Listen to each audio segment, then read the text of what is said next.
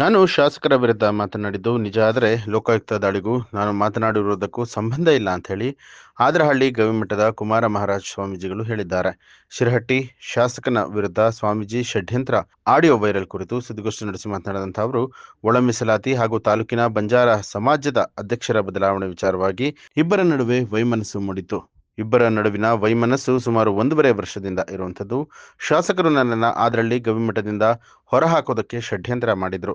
ಆದರೆ ಲೋಕಾದಾಳಿಗೂ ನನಗೂ ಯಾವುದೇ ಸಂಬಂಧ ಇಲ್ಲ ಅಂತ ಹೇಳಿ ಸ್ವಾಮೀಜಿ ಸ್ಪಷ್ಟನೆ ಕೊಟ್ಟಿದ್ದಾರೆ. ಎಲ್ಲರಿಗೂ ಶರಣಾರ್ಥಿ. ನಮ್ಮ ಮೇಲೇನು ಆರೋಪ ಮಾಡಿದ್ದಾರೆ ಮತ್ತು ನಮ್ಮ ಮೇಲೆ ಬಂದಿರತಕ್ಕಂಥ ಒಂದು ವಾಯ್ಸ್ ಕರೆಗೆ ನಾನಿವತ್ತು ಉತ್ತರವನ್ನು ಒದಗಿಸ್ತಾ ಇದ್ದೀನಿ.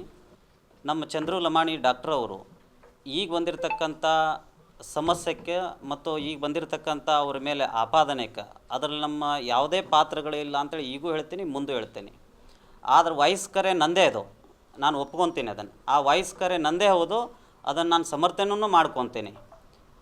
4 ತಿಂಗಳದಿಂದ ಅವ್ರ ಕಡೆ ಇರ್ತಕ್ಕಂಥ ಈಗೇನು ಮೊನ್ನೆ ಸೋನು ಲಮಾಣಿ ಅಂತೇಳಿ ಏನು ಪ್ರೆಸ್ ಮೀಟನ್ನು ಮಾಡಿದ್ದಾನ, ಆ ಮನುಷ್ಯ ನನಗೆ ಫೋನ್ ಹಚ್ಚಿ ಶಾಸಕರ ಜೊತೆ ಒಂದಾಗಬೇಕು, ನೀವು ಒಂದಾಗಲಿಲ್ಲ ಅಂದ್ರೆ ಸಮಸ್ಯೆ ಆಗ್ತದೆ, ಹಾಗೆ ಈಗ ಅಂತೇಳಿ ನನ್ನ ಕಡೆ ಎಲ್ಲ ರೆಕಾರ್ಡಿಂಗ್ ಸಮೇತ ಇದೆ ಅವ್ರದ್ದು. ಈ ಹಿಂದೆ 4 ತಿಂಗಳ ಹಿಂದೆ ಮಾತಾಡಿದ್ರು ಅವರು. ನೆಕ್ಸ್ಟ್ ನಾನು ಮಾತಾಡಿರ್ತಕ್ಕಂಥ ವ್ಯಕ್ತಿ ಒಬ್ಬರು ಪಂಚಮಶಾಲಿ ಸಮಾಜದ ಪಾಪ ಅವರು ಅಧ್ಯಕ್ಷರು ಮತ್ತು BJP ಪಕ್ಷದ ಅವರು ಒಂದು ಪಕ್ಷದ ಶಿಸ್ತಿನ ಸಿಪಾಯಿನೂ ಹೌದು. ಆದರೆ ಆ ಮನುಷ್ಯ ನಾನು ಮಾತಾಡಿದ್ದು ನಿಜ ಇದೆ. ಅದು ನಾನು ರೈತರು ಹೋರಾಟಕ್ಕೆ ಕುಂತಾಗೂ ಕೂಡ ಇದೇ ಶಾಸಕರು ನನಗೆ ಫೋನ್ ಹಚ್ಚಿ ಭಾಳಷ್ಟು ಬೆದರಿಕೆ ಕರೆಗಳನ್ನು ಹಾಕಿಸಿದ್ದಾರೆ ಮತ್ತು ಅನೇಕ ಸಮಸ್ಯೆಗಳನ್ನು ಮಾಡಿದ್ದಾರೆ. ಮತ್ತು ಹೊಳ್ಳಿ ನಮ್ಮ ಆದರಳ್ಳಿ ನಮ್ಮ ಹಿರಿಯರಿಗೆ ಫೋನ್ ಹಚ್ಚಿ ಅವ್ರನ್ನ ಸ್ವಾಮಿಗಳ್ನ ಮಠ ಬಿಡಿಸ್ರಿ, ಮಠ ಬಿಡಿಸೋದ್ರಿಂದ ನಿಮಗೆ ದುಡ್ಡು ಕೊಡ್ತೀನಿ, ಅವ್ರು ಇರೋದರಿಂದ ನನಗೆ ಇಲೆಕ್ಷನ್ ಗೆಲ್ಲಕ್ಕೆ ಆಗೋದಿಲ್ಲ, ಬೇರೆ ಬೇರೆ ಅವಾಚ್ಯ ಶಬ್ದವನ್ನು ಬಳಸಿದವರಿಂದ ನನಗೆ ಸಿಟ್ಟು ಬಂದು ಅವ್ರ ಮೇಲೆ ನಾನು ಶಾಸಕರು ಮತ್ತು ಅವರು ಮಾಡ್ತಕ್ಕಂಥ ಕೆಲಸಗಳಲ್ಲಿ ಅನೇಕ ನೀವೆಲ್ಲ ನೋಡ್ತಾ ಇದ್ದೀರಿ, ಕ್ಷೇತ್ರದ ಜನ, ನಾನು ಒಬ್ಬನೇ ನೋಡ್ತಾ ಇಲ್ಲ, ಪ್ರತಿಯೊಬ್ಬರೂ ನೋಡ್ತಾ ಇದ್ದೀರಿ ಶಾಸಕರು ಏನು ಮಾಡ್ತಾಯಿದ್ದಾರೆ ಇಲ್ಲಿ ಕೆಲಸ ಏನಿಲ್ಲ ಅಂದಾಗ ಈ 3 ವರ್ಷ ಅಂಕರು ಕಳೆದು ಬಿಟ್ಟಿದ್ದೀವಿ, ಇನ್ನೂ 2 ವರ್ಷ ಕಳೆಯೋದೈತೆಪ್ಪ, ಹೆಂಗೆ ಕಳಿಬೇಕು ಇವನ ಕೈಯಾಗ?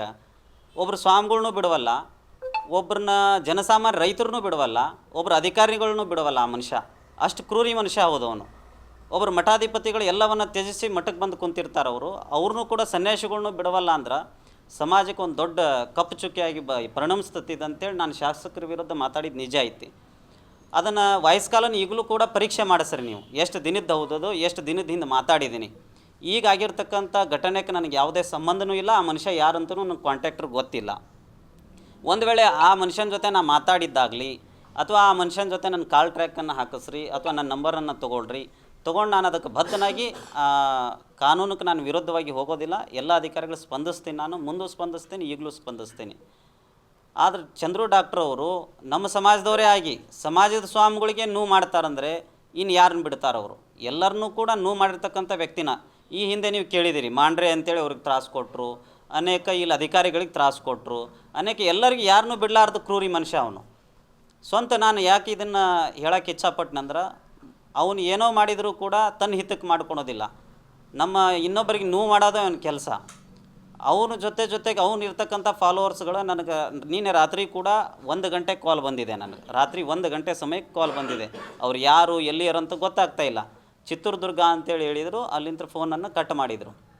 ಈ ಥರ ನಾನು ಭಯದಲ್ಲೇ ಜೀವನವನ್ನು ಮಾಡ್ತಾಯಿದ್ದೇನೆ.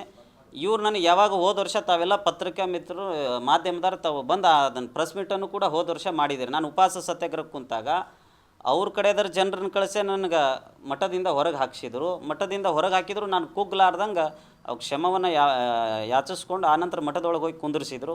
ಮತ್ತು ನಮ್ಮ ಊರದಿಂದ ನನಗೆ ಯಾವುದೇ ಸಮುದಾಯಲಿಂತ ತೊಂದರೆ ಬಂದಿಲ್ಲ, ಎಲ್ಲ ಸಮುದಾಯನೂ ನಮ್ಮದೇ ಸಮುದಾಯ ಅಂತೇಳಿ ನಾನು ಅಂದ್ಕೊಂಡೋಗಿದೆ. ನಾನು ವಿರಕ್ತ ಪರಂಪರೆ ಸ್ವಾಮಿಗಳಾಗಿರೋದ್ರಿಂದ ಎಲ್ಲರನ್ನೂ ಒಗ್ಗೂಡಿಸ್ಕೊಂಡು ಬಸವ ತತ್ವದಲ್ಲಿ ನಾವು ನಡೀತಾ ಇದ್ದೀವಿ.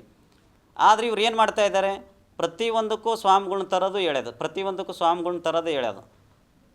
ಇವರು ಯಾವುದೇ ಇವ್ರ ಲಾಭಕ್ಕಾಗಿ ಸ್ವಾಮಿಗಳ್ನ ತೇಜೋವಧೆ ಮಾಡ್ತಕ್ಕಂಥ ಕೆಲಸಗಳನ್ನು ಮಾಡ್ತಾಯಿದ್ದಾರೆ. ನಾನು ದಯವಿಟ್ಟು ಈ ಮೂಲಕ ಹೇಳಲಿಕ್ಕೆ ಇಚ್ಛಪಡ್ತೀನಿ, ಇವತ್ತಿರ್ತಕ್ಕಂಥ ಡಾಕ್ಟರ್ ಚಂದ್ರು ಲಮಾಣಿಯವರು ಅವ್ರದ್ದೇನು ಇವತ್ತು ದಾಳಿ ಏನಾಗಿದೆ ಅದಕ್ಕೆ ಯಾವುದೇ ಸಂಬಂಧ ಇಲ್ಲ. ಅದು ಏನಾದರೂ ತಾವು ಅದನ್ನು ಪ್ರೂವ್ ಮಾಡಿದ್ರಂದರೆ ಅದಕ್ಕೆ ನಾನು ಇವತ್ತೇನು ನನಗೆ ಕಾನೂನುಬದ್ಧವಾಗಿ ಏನು ಇದು ಮಾಡ್ತಾರೋ ಅದನ್ನು ಅನುಭವಿಸ್ಲಿಕ್ಕೆ ನಾನು ರೆಡಿ ಇದ್ದೀನಿ.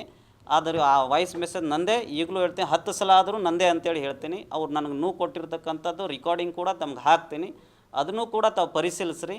ಮುಂದೆ ಅದಕ್ಕೆ ಸಮಾಜ ಮತ್ತು ನಮ್ಮ ಭಕ್ತರು ಏನಂತಾರೆ ಅದಕ್ಕೆ ಬದ್ಧವಾಗಿ ನಡೀತೀನಿ ನಾನು. ನ್ಯೂಸ್ ಅಲರ್ಟ್, ನಿಮ್ಮಿಂದ ನಿಮಗಾಗಿ.